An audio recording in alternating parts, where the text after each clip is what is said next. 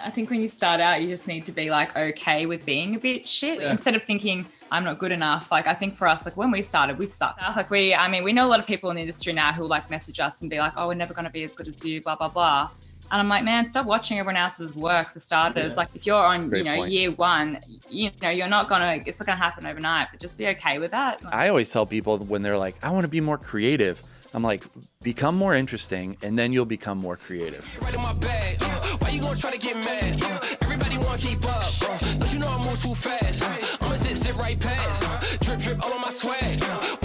What's up, guys? Welcome to the Wedding Film School show. My name is Jared, and I'm here with Mr. Jason McCutcheon again, unfortunately. Yes. How's it going, Jay? Unfortunately. We're both wearing, as the Canadians would say, toques. Yeah, beanies. But if you live around here, you know that we got this week, it's last week for you listening. We had 30 inches of snow. Yeah. So it's cold.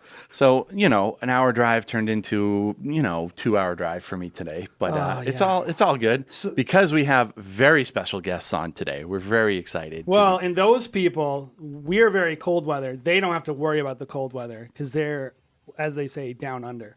Yeah, exactly. So today we have Andrew and Grace from Bottlebrush Films. How's it going, guys? Hey. Real good. It's nice and warm here. Heck yeah. Are you guys still on lockdown down there? What's the story? No, we're pretty good now. We still got to wear masks inside here and there, but otherwise we're pretty sweet. Yeah, we've got I don't know, it's big news every time we get one single new case in a day, so we're doing all right.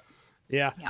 It's a lot easier when you can be locked off by an island, for sure. We're still dealing with all these lunatics up here in the States. We're very grateful. When we had started doing the show, I knew one of the first guests I wanted to have on was you guys. So thank you guys for coming on today because I think what you guys are doing is super inspirational. I think people have a lot to learn from how you guys make wedding films. And we always talk about Australia. It's just they think different down there. We have a lot of talent down here. We're really lucky to be part of a really cool crew of filmmakers, especially down in Melbourne. There's some amazing people. Even Perth, Western Australia, those guys are the most isolated city in the world, but they're some of the most creative people I've ever met. So it's a good little crew down here in Oz. Yeah, here in the States, everyone, we always say all the talent's in Texas right now, and it keeps on moving down to Texas. So we'll stay in New England because we like the competition to be sparse up here. I would never go down there. Hey, so before we get moving, today's show is brought to you by The Music Bed. They used to be called The Music Bed. Do you remember that? I thought they were still called The Music Bed. No, it's Music Bed. Our personal favorite song licensing website. We got a little offer down in the description. If you're listening on podcast, great reason to go check out YouTube because you click on that link and you can get 1 free month if you've never tried it. We think has the best offering, especially for wedding filmmakers. So go check it out. We love it. It's really great. But without further ado, we're going to subject you guys to something we call 3 questions. Are you guys ready to do it? Yeah. Born ready. Yeah. 3 questions with Bottlebrush Films. Here we go. Yeah, so question number 1, guys, it's always question number 1 is what is in your kit these days? So I've literally just got my Sony a7S III, which I'm very excited about. We get to have a little play with that courtesy of Sony Australia. We shot a music video, our first ever music video recently on it, and it's a beast in terms of the autofocus, the low light, run and gun. I think it's a perfect filmmaker's camera. I used the G Master 24-70 on a gimbal on that, on the RS2. Which is awesome. I'm really excited about putting the focus motor on the zoom ring and doing some weird shit with that. So that's basically the camera kit. What else have I got? I use Benro travel tripods. We travel a lot for weddings, interstate Australia all the time, a lot of overseas weddings as well. So, having those fit inside my case is really important and they're pretty good for the I think I've got the S4 heads on those. About your lights. Tell me about your lights. Oh, yeah. So we don't really light up our speeches too much. We do have a few little lights. We've got the Lume Cubes. I bought these for a specific film we were doing. It was 2 girls eloping together. And I strapped 2 of these to a drone and had the drone sort of above them and just going straight up in the air so that they were in the middle of a field at night and the light sort of just faded as the drone went up and up and up and they just sort of disappeared in the darkness. I also use these because they're They're waterproof. So I chucked one of these inside a bathtub for the music video we did and lit it from underneath inside the water. These little bangers, which everyone's got one of these little LED lights. Like, no, I don't even know what. Oh, it's called Rory. Okay. I think I saw it. The hell it is, man. I think I saw it on an ad once. Like, yeah, I don't know. Oh, I've got one more light too. Oh, nice. He's got more. This is the He's very my excited. new babies, the Nanlite Pavo tubes. We bought these specifically for the music video. Yeah. And they are amazing. They There's are two the tits. 4-foot Pavo tubes in here, and I'm going to use these for all my weddings now. Question number 2, guys. What's a recent film that you've shot that you're really proud of that you really are in love with? I don't know if it's super recent, but we did one in Norway of this couple. Yeah. And Ina it was and all, Philip. yeah, Ina and Philip. It was all in Norwegian, so we had to do subtitles and translate it, and it was crazy. Yeah, and Ina, the bride, is actually a wedding photographer herself. Those guys were living in Melbourne. We met them. They moved back to Norway. They got married. They invited us over. That was just, yeah, crazy good. We got to explore all the Norwegian fjords a couple of days after the wedding with them and did an extra shoot. Yeah. And yeah, just because how much we love those guys, it's a pretty special film to us. It's quite dark and moody as well. Yeah, like the song we chose, Music Bed Song, Boom. It was like a really kind of dark song. I think the lyrics were almost about ghosts and death and things like that, but we kind of cut it in a way so that it didn't sound so depressing. Yeah. What about the film like really stood out in terms of, are there any signature sessions or anything that you shot there that really just sticks out to you? I loved what you shot on the dance floor, actually. I know we had all this yeah. like beautiful scenery, but I loved they had a really cool first dance. I can't even remember what the style of dancing was, but they got really into it, and there were all these like flashing lights going off on the dance floor, and you covered it really beautifully. Yeah, I shot a lot of it like deliberately way out of focus as well, and like Yeah, so it's kind of like eerie. Like he did a lot of like out of focus dancing shots. They're kind of like almost two blurs moving amongst all these lights, and it kind of worked really well because the song was kind of eerie. Cool. So the last question that we have for you guys is, what is the Lonely Hearts Film Club? Wrong. What is something that they're into? Camp. Camp. Guys, so the last question we have is, what is the Lonely Hearts Film Club? Oh, geez, sorry. The last question we have for you is, what is the Lonely Hearts Film Club? Camp. You say it. All right. The last question we got for you guys is, what is the Lonely Hearts Film Camp? So it's we had it this time last year. The Lonely Hearts Film Camp was the first one we'd ever done. There's lots and lots of awesome like workshops and getaways and retreats for wedding photographers in Australia, but nothing for wedding filmmakers. And we kind of got sick of waiting for one to pop up, so we just decided to make one ourselves. Yeah. Basically, it's what was it, 5 days? Yeah, 4 nights. Everyone's like living together, learning together, 4 nights, socializing. 5 days. Just we had about nearly 8 speakers. Yeah, from not only Australia but around the world. Like we had Matt Johnson come out, we had Remy from Maru Films come from Amsterdam, Nat from Auburn Hour, Mel from Till Death, the Humdrum Films boys from Melbourne. We had Jason from Wedding Film School as one of our speakers. Yeah, we had some amazing people. And it was just awesome. Like this is the sort of event that we would want to go to ourselves. So we just invited all the people we wanted to learn from. We spoke as well, but it was just such a good community event. And we're going to run it again in September this year. It's in the middle of the bush in Australia, like 2 hours from Sydney. How do people sign up? Go to the website, lonelyheartsfilmcamp.co or Lonely Hearts Film Camp on Instagram. You can check out all the highlights from last year and our camp recap film that Grace edited, which is, lots of fun. It's random, but it's good. But hopefully this summer, if things clear up, we would love to be down there. So we'll play it by ear. September 26 to 30, fingers crossed. Yeah. Heck yeah. And are those on sale right now, guys? No, not yet. We're gonna release some early bird tickets before we start announcing the lineup. Cool. And then once those are sold out, we'll start announcing the lineup day by day. Yeah. Great. Stay So tuned. where do people connect with so they can actually be the first to know when all this is coming out? Where do they follow you guys?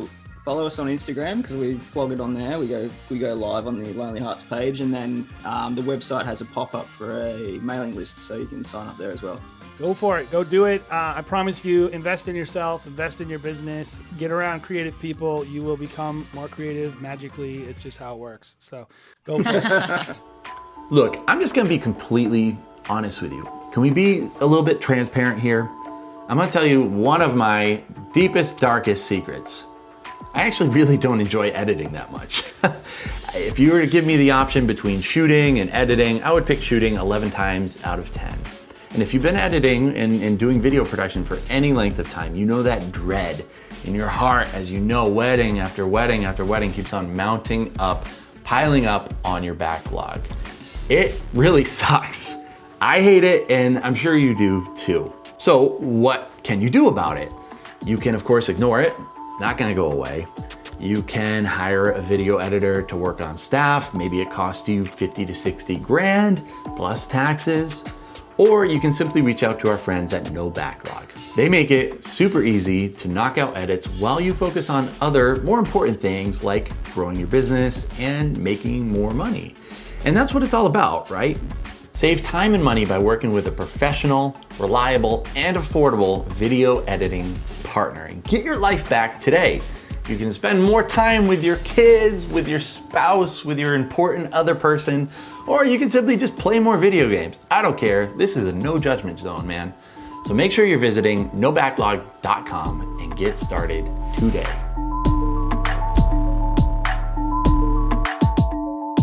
All right, guys, so we're back. We're really excited about having this conversation with you guys. Today, we're going to be talking about kind of thinking outside of the box as a wedding filmmaker. We already kind of talked a little bit about like you guys thinking out of the box, just even with how you use the LumaCube, right? That was crazy. Yeah. So I think just we're talking about how to think out of the box, and we want to I want to dig a little bit into how you guys think, and then also how other people can start to think a little differently about how they make their own wedding films. You guys ready? Yeah. Sure. So give me a little insight, because it's clear to me you guys are artists. I'm assuming you have other artistic pursuits that you guys are interested in besides just wedding filmmaking, right? Yeah. Yeah. 100%. Yeah. A little known fact about Grace is she's actually like a really talented musician. So she sings, she writes songs, she plays piano. Do I? Yeah. Yeah. No, I mean, I feel like that comes through, because what I can see in your films is it's coming from a very true place. It's coming from a place of where you guys are creating something that's authentic. So tell me a little bit about how you arrived at wedding films, because you probably could have went a lot of different directions. Yeah, I think like when we were both studying film at the time, so that's how we met, studying uni, whatever. But I think because we were just like fresh to the industry of film in general, we kind of just fell into it because Andrew had friends that were getting married, and we're like, here's a great opportunity to you know, get some practice in with the camera. So it kind of just snowballed from there, really. I think it just ended up in the wedding world. We both have done other things. Like I've directed live TV, and Grace worked at an international ad agency for a year as an editor as well. I think those experiences were like super valuable, and working on film sets a lot, like early days. Yeah. But we kind of just found out like weddings are really unique in that any other filmmaking form, like whether it be short films, commercial content, music videos, like there's so many other stakeholders that will have their say and want to have their say. Whereas weddings is so unique in that you get to basically do what you want and your client's going to be happy with it. And that's, you know, most unique. of the time. Yeah. That's what weddings are one of the only places where you can get that full creative control. And I think we take that for granted a lot.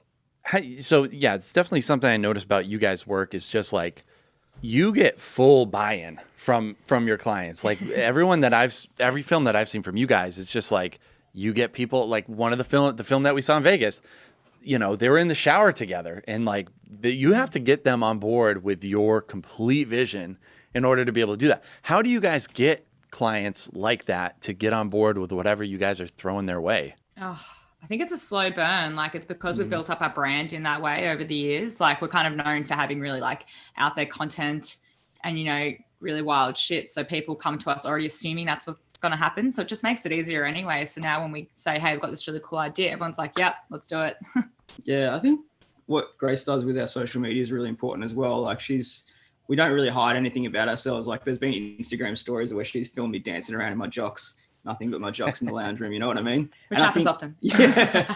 And I think like if you're willing to be that giving of yourself, I think that helps establish that expectation for your clients as well. Yeah, for sure. Yeah. People always, like when we get inquiries and stuff, they're like, oh, you guys are so funny and we love that you're always doing X, Y, and Z. And it's like as if they already know us based on our social media and our work. So it's like they already have a relationship with us before we've even filmed them or met them. Yeah, which is really important. And when we have client meetings, like people are like, blown away when I say we don't talk about logistics. We don't even talk about what time I'm going to start filming on the day. We just talk shit. It's just an exercise in getting to know them, because if they like you and they trust you, then you're basically going to be able to do whatever you want. Yeah. We, you know, it makes me think about that first film you guys felt like you got to do whatever you wanted, right?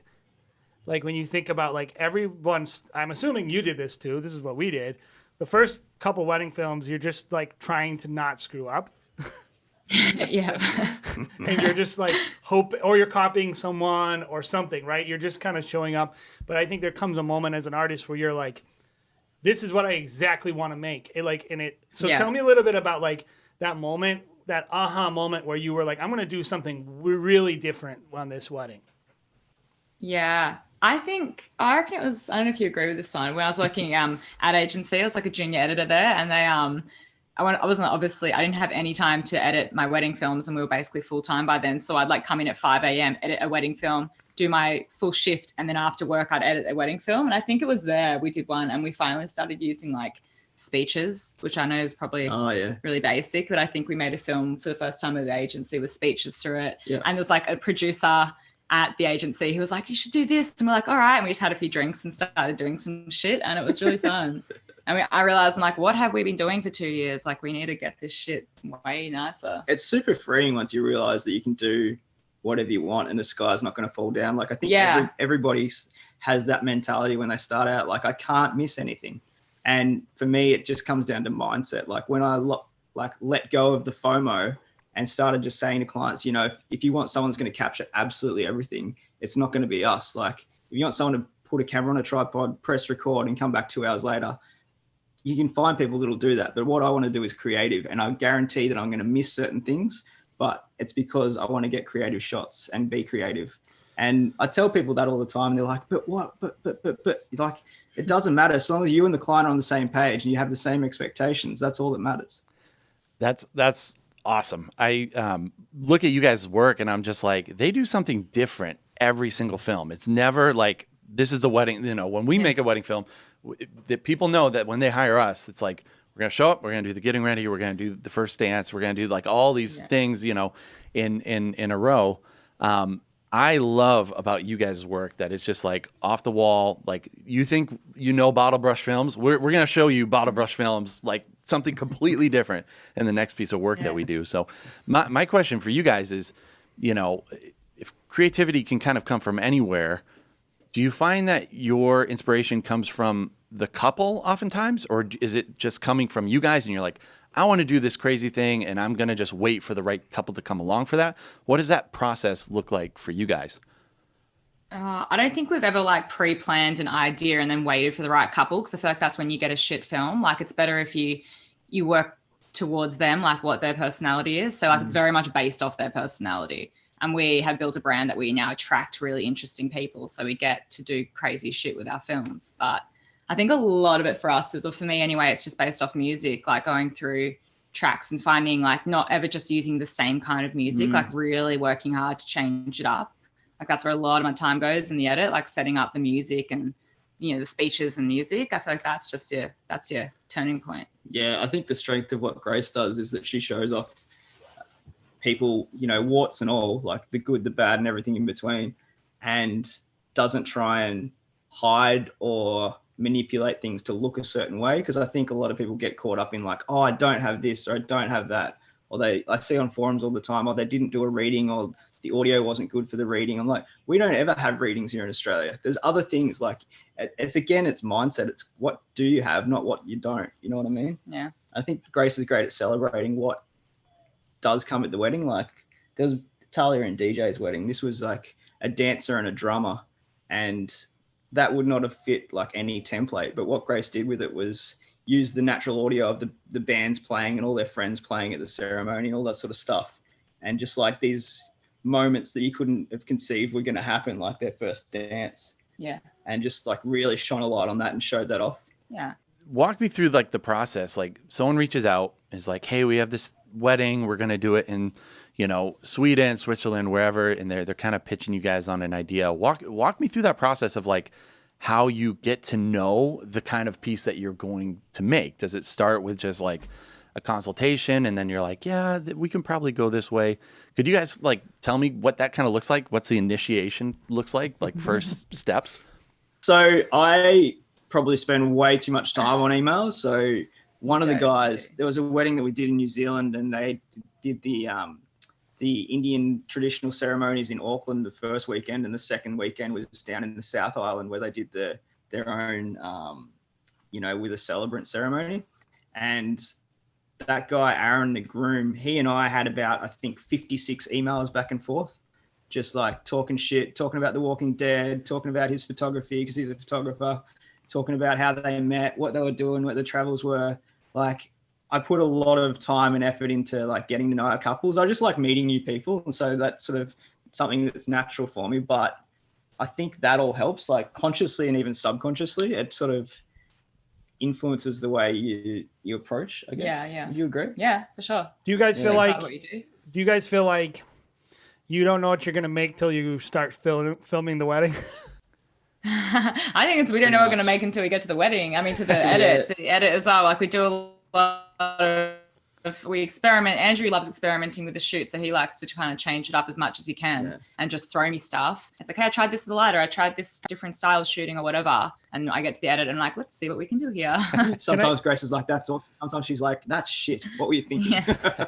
So this leads me to most of our audience is probably, they're probably new. They're getting started as wedding filmmakers. And so like for them, like, we were talking before this thing got started and like, how do we accomplish a drag shutter look? And what if we did this? And what if, like your camera really well, your gear really well, how to post, like you're a musician, there's all these skills. How does someone who hasn't built up a library, a vocabulary of skills, start to learn to express themselves as they're kind of getting their identity down as artists? I mean, I don't know. I think when you start out, you just need to be like okay with being a bit shit. But actually, instead of thinking I'm not good enough, like I think for us, like when we started, we sucked.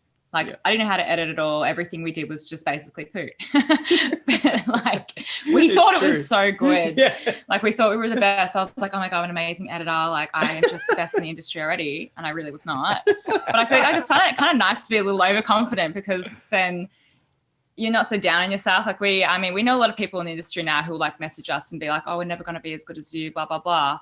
And I'm like, man, stop watching everyone else's work for starters. You can't expect to be where we are. This has been 10 years in the making. Yeah.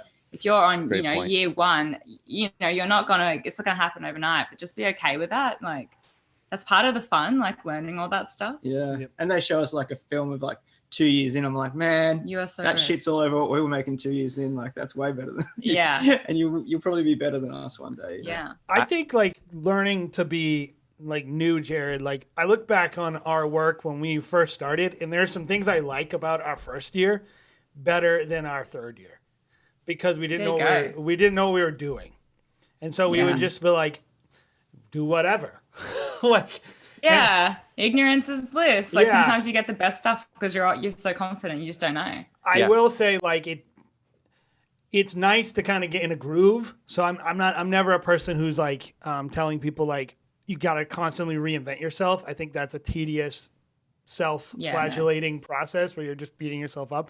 But I do think like trying new stuff ultimately, like you kind of hit on it, which is like, it's good to learn, it's good to be inspired, but the comparison game that people get themselves into, it's kind of paralyzing. Because like, it really is. Alex Douglas went to film school. Yeah. Like he didn't just start shooting weddings. Like he's an expert filmmaker. Yeah. One of the first workshops he ever went to was here in Australia. Yeah, you told me about that. Yeah. That's so cool. Yeah, Grace or Andrew, when you said Grace was a awesome musician, I was like, of course she is, because we talked about I'm really not. We talked about it a couple weeks ago with Henry, and Henry's a musician as well, and I'm like, of course he is. It's like there always seems to be like this common theme of like the people that are great artists aren't just filmmakers. Like the filmmaking is like the tool and is like the output, but the artist is inside, right? The artist is always like trying to develop themselves and be like, I'm gonna try this, I'm gonna do this, and I'm interested in this because of my interest in, you know, whatever it might be. You have other interests outside of just gear. And I always tell people when they're like, I want to be more creative, I'm like, become more interesting, and then you'll become more creative, first and foremost. Like, and that's it. I love that saying. Chris Orwig, he's a photographer, and that's in one of his books. And I think that is like probably the one thing that's always stood by my like repertoire of like trying to just replay that in my mind. Like, become interesting. Yeah. Being creative, you know, in Genesis, God creates the heavens and the earth, right? And he forms it and he makes it. And like, that's creating. Like you're making a thing. And so like, what do you want to make today? Like if you're creative, you're just going to make something. You're going to make a business. You're going to make a song. You're going to make a painting. You're going to make a wedding. Like, and I think like a lot of wedding creatives are not creative because they're not that interested in making stuff.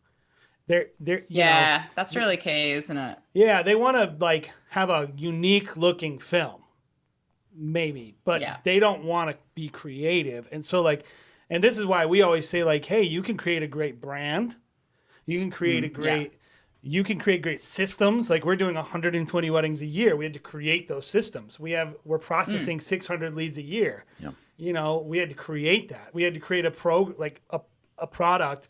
Our average film we're doing in 10 to 12 hours. Edit. Yeah. Like I was like, we had to create that process. We had to create the process of doing our automatic backups every night. And whether you're having to create songs, you're having to create whatever it is you're creating to create these unique films. Either way, it doesn't matter the path you choose. Like you're gonna hit a point in your career where you have to think outside the box and actually be creative. And that will be that'll be the make or break it. Whether you become like some luxury boutique film or you decide to launch a studio, they're all great, but you're gonna have to be creative. And it's not just the people who are like shooting Super 8 weddings. Yeah. I don't know. I feel like I get in almost like a really shitty mood when I feel like I'm not creating, like if I'm stagnant, like, which I think with the weddings in the last couple of years, even though I feel like we've released some of our best work, I feel like it's starting to get like easy and repetitive. So I'm like, this year I'm like, okay, I'm going to do a music video. I'm going to do a doco and put it into a festival. And I've got this like bucket list. Like I want to try to produce my own song, which could be terrible, but like and then that stuff helps your wedding stuff become better anyway, because you are creating outside of your industry. And when you come back to your weddings, you've got all these new ideas and everything just snowballs a little bit. Yeah, it's easy to get comfortable. You got to like actively seek out experiences where you get outside your comfort zone. Yeah, I feel like that's so important because like even camp, we had to give a talk and I was like low key like terrified of public speaking. I've never seen him more scared in my life. I was like having a meltdown. I was like 2 beers down and I'm like, this is going to be so bad. But then I was so scared. I don't know why I said yes to it if I was so terrified leading up to it. I should have just said, no, you do it or something. But I was like, no, challenge yourself, conquer a fear, you'll feel good after. And I did. Now I feel great. And I'm like, there you go. Bucket list item, and I feel like I can do it anytime now. It's like cool conquering a fear as an adult. And that was about as far out of our comfort zone as it gets. So yeah, it's always a good thing being a little bit uncomfortable. It is. Would you say that's one of the keys to getting out of as a wedding filmmaker, you know, especially when you're new, like I said, you usually are just kind of white knuckling it. I feel like I don't remember having a lot of conscious thoughts when I was originally shooting weddings. And so if you're moving, I think like if that's where you're at, you don't need to worry about this so much. But I think once you're moving to that place, I always say like once you're getting bored, you're getting good. And so one of the places where you can know you're ready to start pushing another level. And I think, you know, whatever, if you want to do on your first wedding and shoot a crazy thing, okay, try. But I think if you're getting bored and you're ready, what would you tell somebody who's like, okay, what is the number one tip to think outside the box as a wedding filmmaker? Like how can I approach my wedding differently? I was going to say what you said at camp, and that's to seek inspiration outside of weddings. Yeah. Like watch Vimeo staff picks, watch music videos. Like I feel like the wedding filmmaking industry, like watching Grace and her timing and her ability to cut to a beat and then subvert a pattern as well. Like so few people actually cut to the music. It's just an accompaniment to whatever's happening. But yeah, seek inspiration outside of wedding world, because as far as wedding filmmaking has come in the last 10 years, there's still a long way to go. And the guys that are in the feature film world are so far advanced, and those are the guys that you need to be looking to for inspiration. Yeah, I agree. Yeah. Put yourself out there and have a look at some other content, I guess. Like, I know it's like you don't want to be a copycat, but like, you know, it's inspiration more than anything. It's just finding stuff that actually, is different from what you're doing, I guess. Yeah. And focus on what you can do, not what you can't. Yeah. Yeah. That's good too. Yeah. One of the keys, I think, is like, can you take something that you're already good at to another level? Is like, how do you kick it up a notch? how do you kick it up? If you're like, oh, I remember shooting this handheld dance floor footage and I loved it. How do I do more of that? How do I do it better? Yeah. How do I do it crazier? How do I do it more luxurious or more intimate? Like, whatever you are, like, so this is going to lead into my next question, which is whatever you are, you amplify it to 10, and that's branding. Right? Yeah, I like that. That's great. Like if you're like whatever you are good at, like that's your brand. That's how you know what direction to go. And so like talk a little bit about that, because I know for us, for our brand, as we call ourselves a brand more than we call ourselves filmmakers. We're like, we run a brand, right? And for our brand, you know, we have a very certain voice, right, Jared? We attract a certain clientele. Most of our clients, I would say, are reserved doctors and lawyers. And, and they show up and they pay their bills and they're awesome to work with and they don't cause a lot of problems and it's great. You know, the creative process is certainly different. Where I think at this point we have a good sized team now. I just shot a text out to 10 of our, you know, filmmakers, and I was like, hey, we need to learn this new camera. And so we have 10 people that are all getting together and we're going to learn this new camera together. And when we create now, it's less of like Jared from the top telling everyone what to do and where to position cameras, all this stuff. And now it's more like, all right, what works best for everyone? What can everyone do together? It's just a way what's the brand different like process. The voice of our brand is what are we?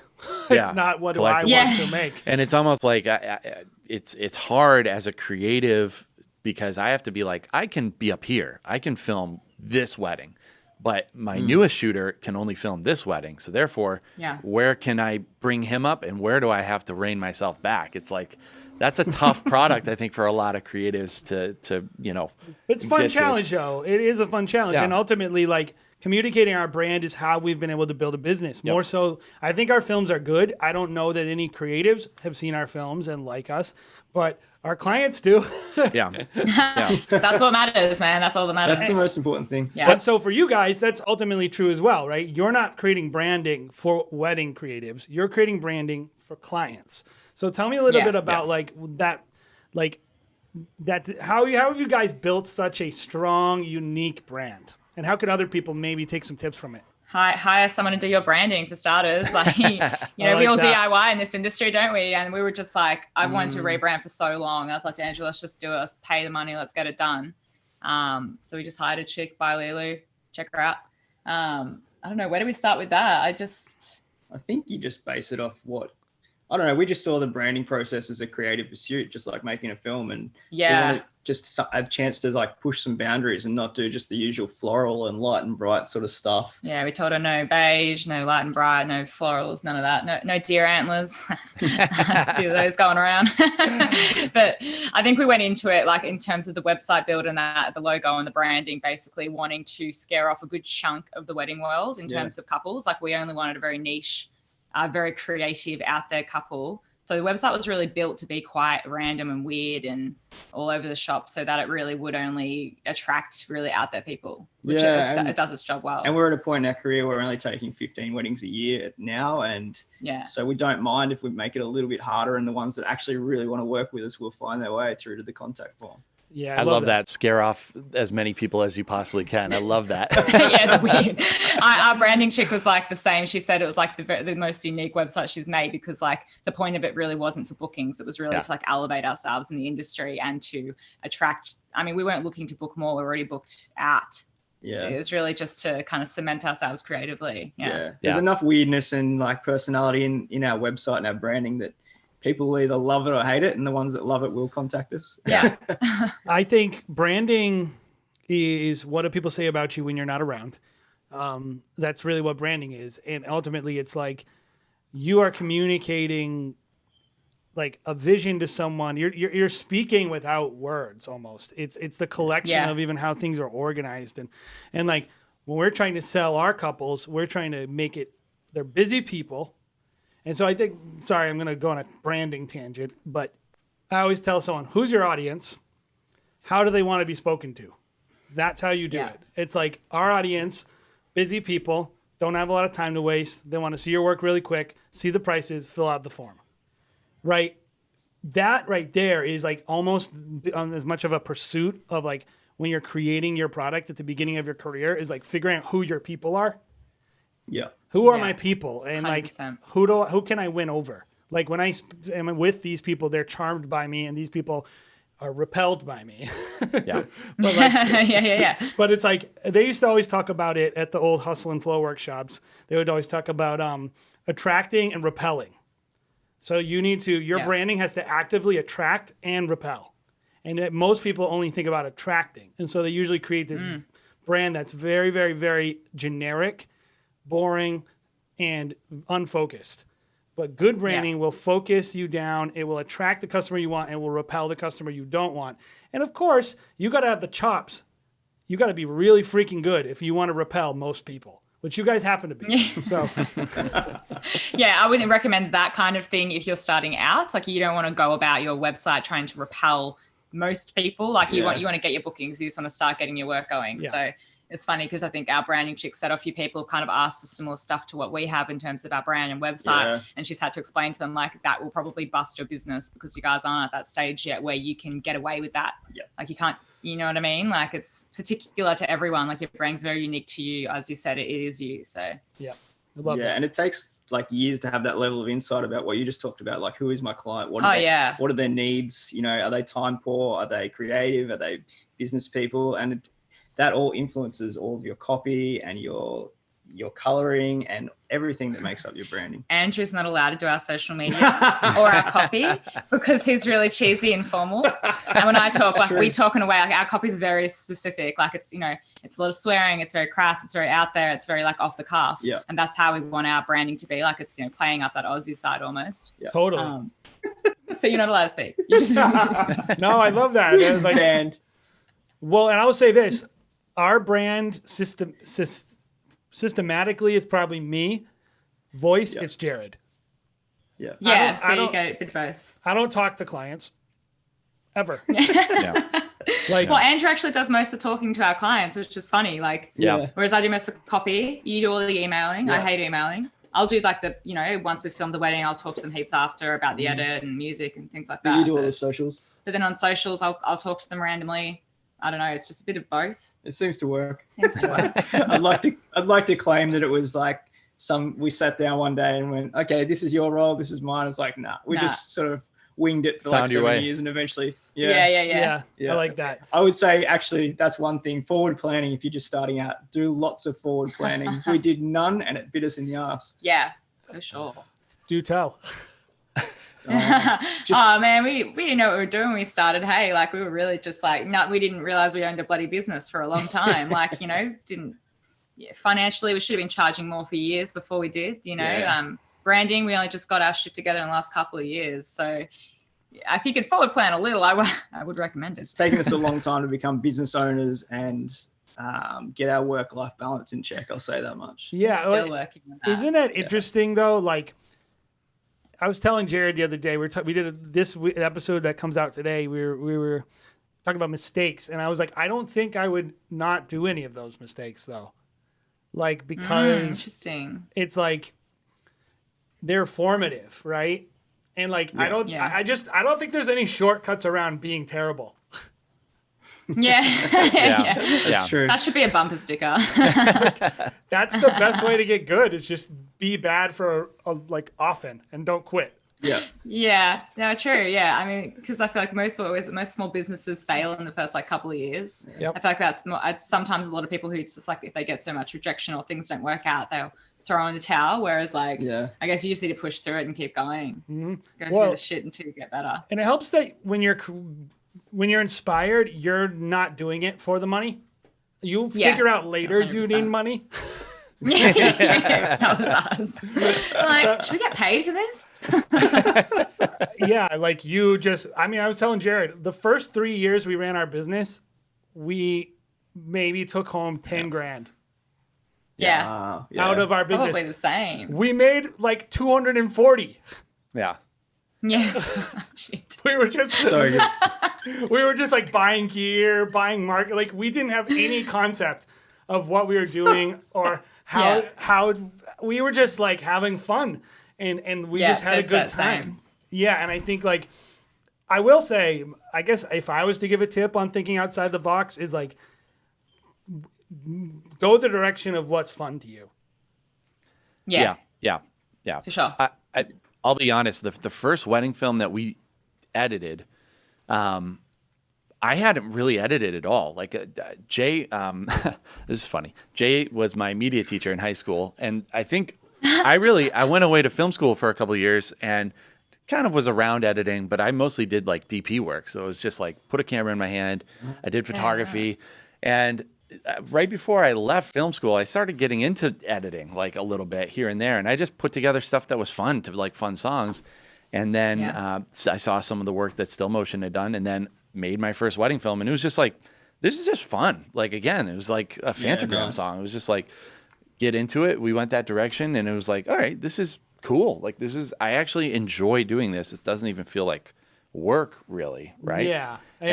Isn't that where inspiration is though? It's like when you can start to just Did you guys watch that movie Soul, the new Disney movie that came out, the piano guy? Yes, I loved it. It was so beautiful. And so good. And I just remember thinking like as an artist, I'm a musician and like I can so relate with getting in the zone. Yeah, same. Right? And it's like thinking outside the box is like, okay, watch Matt Johnson's video, watch all these how-to videos, watch the wedding film school content, right? And then ignore it. Like, Yeah, a little bit. it's like, don't be crippled. Like, oh, like I'll hear people be like, oh, I can't break the 180-degree rule on my shutter speed. And I'm like, just do it. Just look good on your camera. Yeah. Like, and like, I think this talk is so good for most wedding videographers because we're so caught up in the gear, right? So caught up in just like Jay said, the 180-degree rule, making sure that, you know, your cameras are in the right position, make sure that you're rolling audio and that sounds good. Like kind of just basics that it's like, we're so busy catching up on and just making sure that, you know, the boxes are checked that we can't even pull ourselves. There's too much stuff going on that we can't even pull ourselves into the creative space and thinking out of the box and kind of creating our own kind of voice, right? I always just think like gear to me is like, obviously you need to know your gear back to front, but I don't think it's like the most important thing by a long stretch. Like I think if you're not a good storyteller, all the gear in the world won't save you either. So it's great to get into that side of things, but like really what are you trying to do with it? Like you could have a really shitty camera, but you could be like a great storyteller and still put together something really beautiful. Even if it is a bit rough and raw, it's still going to like resonate with somebody. I just think like we do get really hooked up on gear with this kind of world.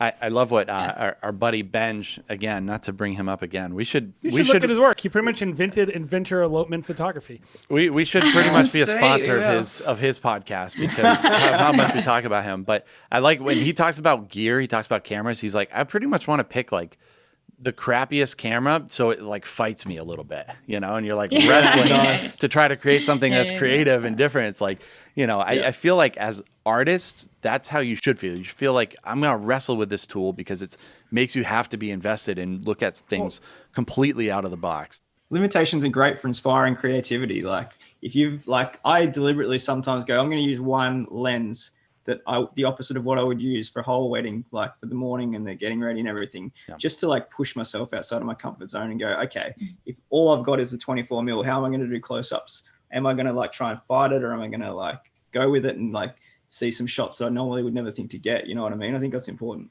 Yeah, and just I feel like your strength is changing things up with like the gear and like with the way you film, because like Andrew's really hard on himself. Like we don't have like a super cinematic style. I think we're like a bit different to everyone else in how you film. But I feel like that's like your strength. Like you're not too hooked on things looking or being a certain way. Like you're able to adapt on a wedding day to what's happening and totally challenge yourself a bit. Yeah. getting those moments more so than the perfect frames that I'm gonna like lose my mind about and get like my ego stroked by. It's like the stuff that's really important to people are the moments, and I think like anticipating things like that are going to happen on a wedding day is like always good fun. Yeah. I'll be honest. I mean, it's super challenging to me because as someone who's like running teams and like going back and just like, hey, make sure that everything is, the boxes are checked. Like I just try to make things easier, probably in most cases. And I think most filmmakers just fall into that category. It's like, I want a piece of gear that makes my job easier, right? Easy is where the money is. Yeah. But you have to kind of decide at some point, like, what way am I going to go? Am I going to make it easier, or am I going to just have this like, creative penance of just like, I'm going to punish myself and try to be creative. So I don't think it's one way or the other. And I will say it this way. I think you need to embrace things that are easy for you in order to you to have the courage to do things that are hard for you. Like not everything can be hard. Like, you can't make a product that way. We're running a business. Like, you need to do things that you naturally would do and lean into. While at the same time, I think finding the areas, and usually I find that those are the keys, like something you're good at is a good opportunity to try something hard. Right? Yeah. Like, we're good at lighting. We've done a lot of commercial work. We're good at that. So whenever we get the opportunity to do a crazy light setup at a wedding, we're gonna do that. Especially when we're doing Huxley film, I'm gonna like get a room in the hotel, get them to turn all the lights off, move all the furniture out, set up a bunch of lights, and bring the couple in for 30 minutes. Awesome. Like that's what we can do. I can't do that at every wedding. Yeah. Nah. But every once in a while, and it's I think like looking for those opportunities. If you're thinking, how do I get out of the box? I'm in a rut. It's like, okay, what are you good at that you can push to the next level? And what are you bad at that if you just put some effort in, you could improve? I think you can clearly start to find, like, your work will transform in like 2 weddings, I think. I have a question for you guys. It probably has to do with your kind of creative process. Is how often do you guys go into a shoot kind of being like, I want to do this, this, and this, and how much of it is just on site, just kind of riffing? Ooh. Well, from a shooting perspective, like there's always new things that I want to try at weddings, but sometimes I'll get there and be like, okay, this isn't the wedding to do it. This is like, it's not the right vibe, not the right location. Like, I think if you premeditate things too much, that also kills creativity. It's good to have things in mind that you want to try new, but it's about like not forcing a wedding to be the right time, like a specific wedding to be the right time to try that. Like sometimes you got to bide your time a little bit and go, okay, when the opportunity arises and it's the right kind of wedding, right kind of couple, I'm going to try this. I'm just waiting for that chance, because I think if you try and, force a square peg to fit a round hole, you're just going to do yourself a disservice. You're going to do your couple a disservice. So from a shooting perspective, I don't know if that answers the question. What about editing? Oh, God.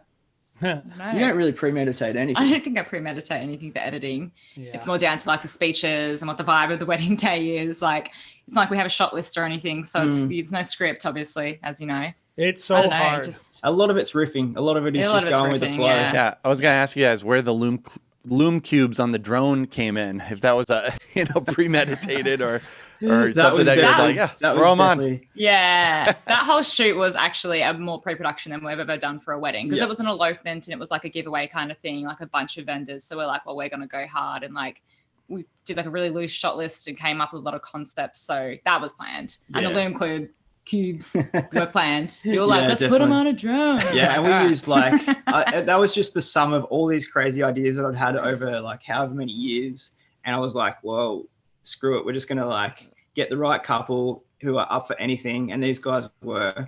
And just be like, okay, we're just gonna drink all night and play with lighting setups and do some weird shit. Are you down for that? They're like, yep, let's do it.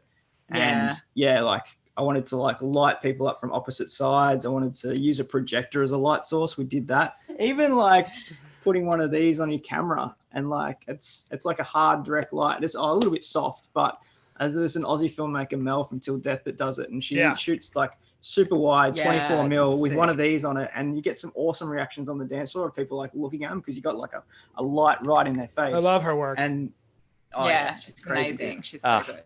I get asked so many times from brides, they're like, do you have lights on your cameras? And I was like, no, not really. And I just have to like tell them, you know, we try not to be in there. I just wish we could just put lights in people's faces sometimes. Just create. I mean, it's just a different, I mean, like you said, branding, clientele. I mean, it's just about finding the right people for you. It's cultural too. Aussies get pretty loose on the dance floor. Yeah. They don't mind. Like the quietest people at the ceremony are always the loudest ones on the dance floor. That's awesome. Heck yeah. So tell me, what's next for Bottlebrush Films? What do you guys? What's simmering for you guys as wedding filmmakers? Ooh, I don't know. In terms of weddings, I think we're almost kind of trying to cap the weddings and then try to get into work outside of weddings. Like I'm really keen to kind of try some new stuff. So I think it'll just be mainly film camp, music videos, some documentaries. A lot of film camp. We're still waiting. Like we've obviously rescheduled that to end of September, and we're hoping like hell that it's going to be all sweet with COVID, but. And we're sort of focusing. Oh, actually, the main one. We just bought a van. Oh yeah, forgot about that. We're useless. We're doing Australia for a year, starting April, in a van. So we're going to stop renting and move into a van and do a whole. Wow. Yeah, we're getting an edit station built into it. What? We're working with an amazing carpenter who used to do wedding films, and he's the one building out the van for us. So we've got like my mounted screens, my editing desk, so I can edit on the road. And we love to travel, and we haven't been able to travel for like 18 months now. So this is our way of traveling and seeing as much of Australia as we can. We can just do like jump from wedding to wedding. And we got weddings all up and down the east coast of Australia and some in South Australia, and we're going to go to Western Australia for maybe 3 months over winter because we've got no weddings. So that's the big exciting thing on the horizon for us. That's cool. Well, here's the great thing about that: you're going to become more interesting, and then you're going to become more creative. Exactly. Yeah, exactly. Experience, man. Yeah. Hashtag van life. I'm super jealous. Yeah. That's like one of my life goals is to have like be able to go out on the road and do like docu kind of like YouTube-y stuff, like just go hit the road and like have an edit bay in the back. And like we talked about it, we're like, how can we do live streaming to buy a van and like just have an edit bay on the road? Like that's like dream life. Amazing. I'll be excited. We're looking forward to it. Well, guys, thank you for being on and inspiring us. I have been just loving you guys' work since, we were introduced to it last year. Hopefully, we'll be able to come down to Australia and go to the Lonely Hearts Film Camp coming up this summer, end of September. Guys, thank you so much for being on. This has been really fun. Yeah. Right back at you. Thanks heaps. Thanks for having us. Yeah. Why do you guys tell everybody where they can find you? What's the handles on Instagram? It's all the same. It's Bottlebrush Films. Instagram. We're on TikTok. Get on it. Oh yeah. You guys kill it on TikTok. TikTok. You guys are great. That's what got us through lockdown. It's entertaining. Our website's just bottlebrushfilms.com.au and lonelyheartsfilmcamp.co. Sorted. Cool. Well, guys, thank you for watching the Wedding Film School show. Special thank you to Bottlebrush Films. Make sure that if you like this episode, you give us a little thumbs up. You give us a subscribe as well, and hit the bell so you know when the Wedding Film School show is broadcast on these YouTube airwaves. And also, don't forget, we got Clubhouse on Thursday. We're going to do 8 p.m. Thursday. And if you Eastern Standard Time. Yep. And if you want to just ask Grace and Andrew any questions or just hang out with some cool Australians, then come hang out with us on Clubhouse. And definitely give us a follow. Jared Haas or Jason_McCutcheon. And we'll hang out on Clubhouse. It'll be fun. Looking forward to it. Yeah. Cool. See you guys.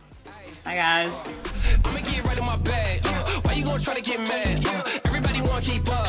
Don't you know I move too fast? I'ma zip right past. Drip all on my swag.